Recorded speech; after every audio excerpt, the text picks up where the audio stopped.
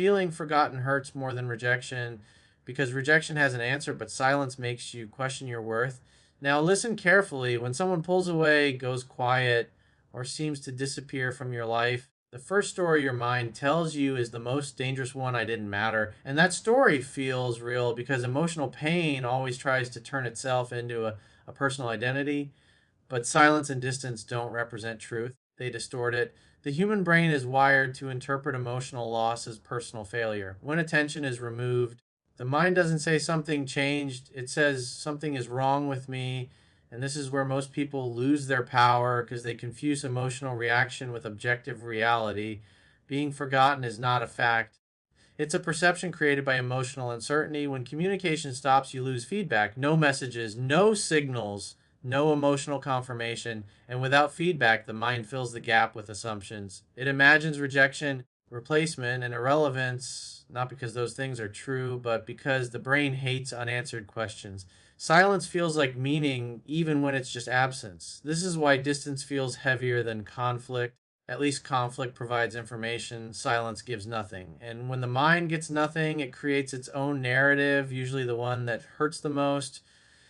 But here's the psychological truth most people never hear. People don't forget emotionally significant connections easily. They suppress, avoid, distract, rationalize, but emotional memory doesn't vanish just because communication stops. What disappears is access, not emotional imprint. Someone can stop talking to you and still think about you. Someone can move on externally and still carry unresolved emotion internally. Someone can appear detached while still processing the connection in private. Silence doesn't erase emotional significance, it just removes visibility. And the more meaningful the connection was, the longer the emotional echo lasts. The brain doesn't delete strong emotional experiences, it stores them. That's why songs, places, and random moments can trigger memories years later. Emotional bonds don't dissolve instantly, they fade slowly, unevenly, and often quietly. So when you feel forgotten, what you're really experiencing is lack of emotional confirmation, not lack of value. Your nervous system wants reassurance, your ego wants validation, and without external signals, your identity starts collapsing inward. You stop seeing yourself clearly, you start defining yourself by someone else's absence instead of your own presence, and that's the real danger, not being forgotten, but forgetting who you are when someone stops choosing you. Because the moment you stop measuring your worth through someone else's attention, silence loses its power. Rejection doesn't just hurt emotionally, it shakes identity. When someone pulls away, chooses differently, or stops showing interest, the pain doesn't stay on the surface. It goes deeper, it starts rewriting the way you see yourself. And this is where most people get trapped because the mind confuses emotional pain with personal truth. Your brain is not objective when you're rejected, it's defensive. The nervous system interprets rejection as a threat to belonging, and belonging is wired into survival. So the mind doesn't just process what happened, it personalizes it. It turns an external event into an internal verdict. Instead of thinking this connection changed, you start thinking I'm not enough, and that shift is where suffering multiplies. Rejection feels like a mirror, but it's a distorted one. It reflects emotion, not reality. One person's withdrawal does not define your value. It only reflects their emotional state, their timing, their fears, their priorities, and their capacity. But the mind doesn't want complexity when it's hurt. It wants a simple explanation, and the simplest explanation is always self blame. This is why rejection triggers an identity crisis. You start questioning everything: your attractiveness, your personality, your decisions, your worth. You replay conversations, you analyze tone, you search for mistakes that prove you caused the outcome. But what you're really doing is trying to regain control through meaning. Because if the pain was your fault, at least it makes sense. But most emotional outcomes aren't caused by a single flaw, they're created by timing, emotional readiness, psychological patterns, unresolved history, and internal conflict, things you rarely get full visibility into. Yet the mind collapses all of that complexity into one painful sentence: I wasn't good enough. And once that belief forms, it starts shaping perception. You interpret neutral events as rejection, you become hyper aware of signals, you shrink emotionally, you hesitate, you lower your standards, you seek validation instead of connection, not because you lack confidence, but because your identity is now trying to protect itself from future pain. The tragedy is that rejection doesn't destroy self worth. Your interpretation of rejection does. The moment you stop separating emotional experience from personal identity, you let one person's behavior define your entire sense of self. You give external events authority over your internal reality. And that's when you start living in reaction mode instead of intention mode. Here's the shift that changes everything. Rejection is feedback about compatibility, not a verdict on your value. It tells you where emotional alignment ended, not who you are. Once you understand this, rejection loses its power to rewrite your identity. It still hurts, but it doesn't collapse you. It becomes information instead of condemnation. And when emotional pain stops being personal, it stops being permanent because you no longer see yourself as broken. You see yourself as evolving. When someone walks away or when a connection fades, your attention naturally follows them.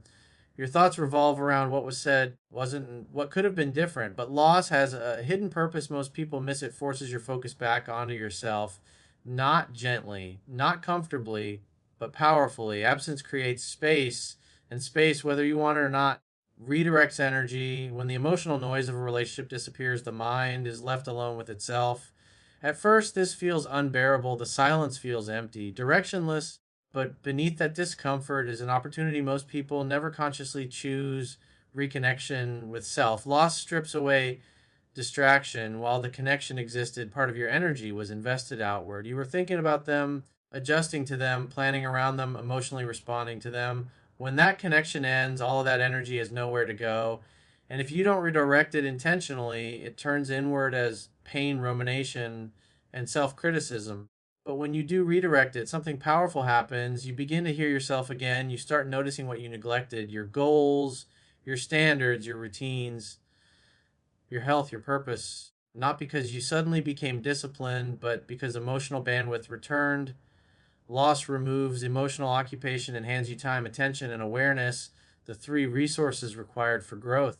This is why many people become stronger after loss, not because loss made them stronger, but because it forced them to reconnect with themselves. When you're no longer trying to be chosen, you remember who you are without approval. You stop shaping yourself to fit someone else's expectations. You start making decisions based on alignment instead of acceptance.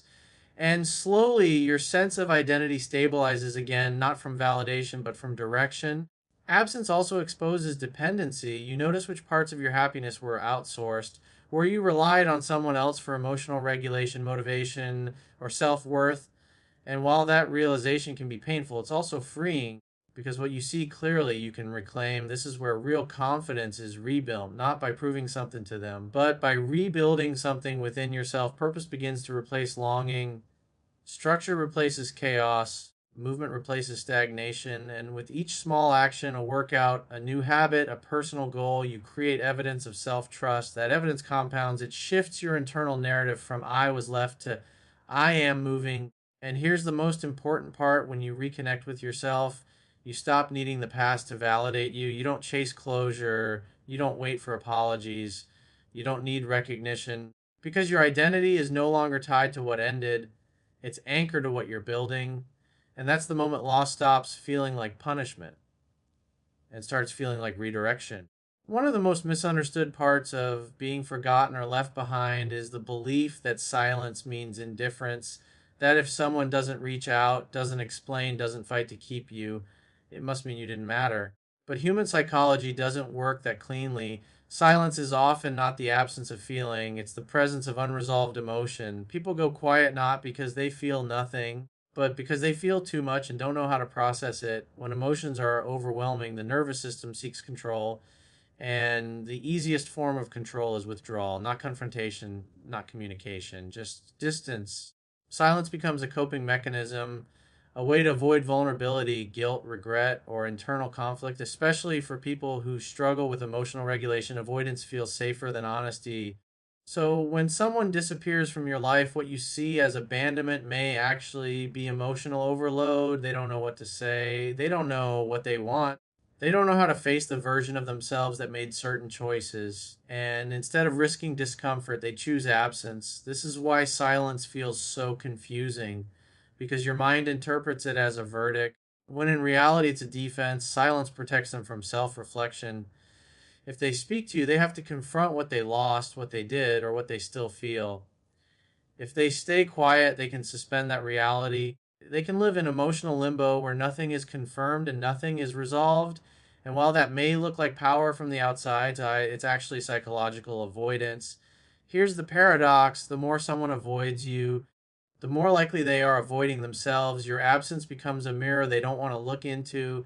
Every thought of you triggers memory, meaning, and unresolved emotion. So they suppress it, they distract themselves, they stay busy, they scroll, they rebound, they fill their time with noise, not because they moved on easily, but because stillness brings you back into their mind.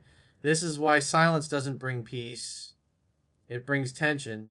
Unfinished emotional cycles don't disappear, they stay active beneath the surface, and the longer someone avoids closure, the more internal pressure builds. Regret doesn't arrive immediately, it accumulates slowly, quietly, until one day something small triggers it: a song, a place, a date, a memory, and suddenly all the emotion they buried resurfaces at once. And here's the part most people miss: you don't need to break the silence for this to happen. Your absence does the work. You don't need explanations, you don't need confrontation, you don't need to chase emotional clarity from someone who's running from themselves. The silence itself becomes the psychological space where reflection eventually happens, not on your timeline, but on theirs. And by the time it does, you're no longer waiting, you're already moving forward. There comes a point in every emotional separation where the dynamic flips. At first, you're the one feeling the loss more deeply. You're the one questioning, replaying conversations, searching for meaning, wondering what went wrong and what could have been different. Meanwhile, they seem fine, calm, detached, almost unaffected. And that contrast is what hurts the most, not just losing them, but feeling like you were easier to lose. But this phase is temporary because emotional processing doesn't happen at the same speed for both people. The one who cared more, invested more, or was more emotionally open usually feels the impact first. The one who avoided, detached, or suppressed feelings feels it later, much later. And when it finally hits, it hits harder. At the beginning, they experience relief, not because they didn't care, but because the pressure is gone.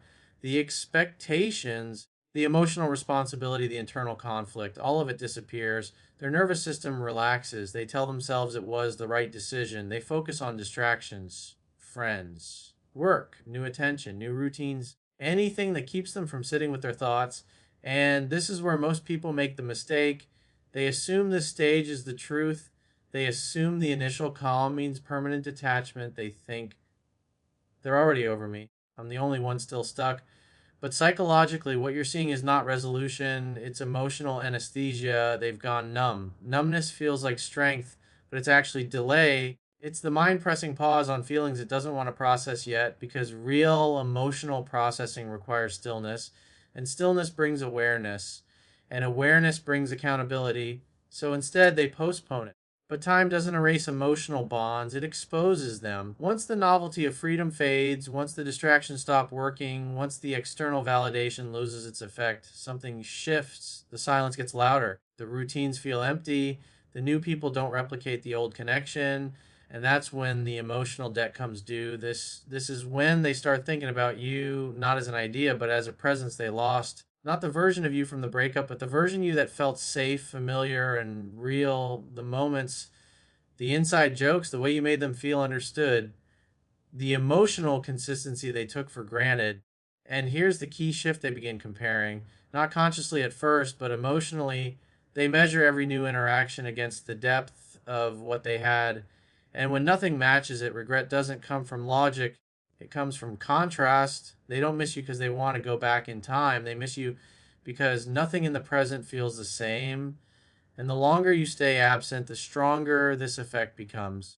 Because your absence allows your memory to stay idealized, untouched, unchallenged. You're no longer associated with conflict or problems, only with emotional meaning, which is why chasing closure, begging for answers, or trying to stay visible actually weakens this process. Presence resets emotional tension, absence lets it grow. So while you think you're being forgotten, you're actually being processed silently, internally, in ways you'll never witness. And by the time they fully understand what they lost, you won't be waiting to be found.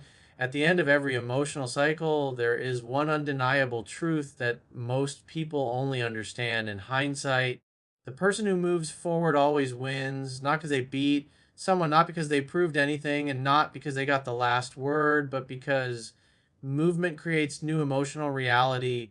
while staying stuck keeps you trapped in the past. When you're in pain, it feels like waiting is loyalty. It feels like hope. It feels like strength. You tell yourself you're giving it time, giving them space, staying open, staying available. But emotionally, waiting without direction isn't love, it's self abandonment. You're putting your life on pause for a future that may never arrive and calling it patience. And that's the trap, because while you're waiting, time is still moving, opportunities are still passing, people are still meeting each other, lives are still unfolding. The world doesn't stop just because your heart is hurting. And the longer you delay your own growth, the more your identity becomes tied to a version of yourself that existed in a relationship that no longer does. Moving forward doesn't mean you stop caring. It means you stop centering your life around someone who is no longer choosing you. It means you take your emotional energy back from the past and reinvest it into your future. New habits, new environments, new challenges, new standards, new self image. This is where the real psychological shift happens, because the moment you genuinely start building again, something changes inside you. Your nervous system recalibrates. Your mind stops scanning the past for answers and starts engaging with the present. Your self worth detaches from one person's perception and reconnects to your own internal validation. And here's the part most people never expect. When you truly move forward, not pretending, not performing, not trying to provoke a reaction, but actually evolving, the emotional dynamic flips completely. You're no longer the one emotionally orbiting their absence. They become the ones subconsciously tracking your distance. Not because you try to make them jealous, not because you posted anything, not because you sent a message, but because emotional energy can be felt even in silence. Your growth creates psychological contrast. The version of you they remember no longer exists. You're not frozen in the past anymore, expanding into a future they no longer have access to. And that's when curiosity turns into awareness. Awareness turns into reflection. Reflection turns into regret, not because they lost control of you, but because they lost the version of you that was available to them. And the deeper truth is this: regret only hurts when it's irreversible. When the door is still open, the mind stays calm. But when the door is closed by time, growth, and emotional detachment, the mind finally feels the weight of what it can no longer reach. This is why moving forward is the real power move. Not silence, not manipulation, not revenge, not proving anything, just evolution. Because the person who becomes more than their past never needs closure. Their future becomes the answer.